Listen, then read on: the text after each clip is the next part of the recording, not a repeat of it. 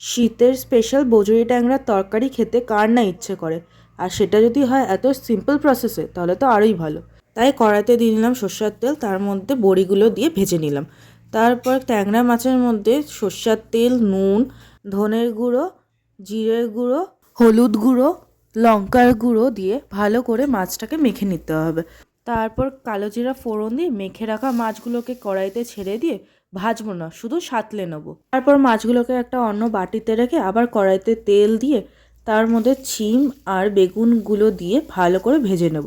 তারপর বাকি যে মশলাগুলো ছিল সেটাকে একটা বাটিতে নিয়ে জল দিয়ে ভালো করে গুলে একটা পেস্ট বানিয়ে সেটাকে কড়াইয়ের মধ্যে ঢেলে দেবো।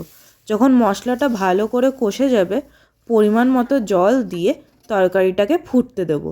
তরকারিটা ভালো করে ফুটে গেলে তার মধ্যে বড়ি আর মাছগুলো দিয়ে একটু ফুটিয়ে তার মধ্যে কাঁচা সর্ষের তেল, কাঁচা লঙ্কা চেরা আর ধনেপাতা ছড়িয়ে নিলেই তৈরি হয়ে যাবে বজুরি ট্যাংরার তরকারি।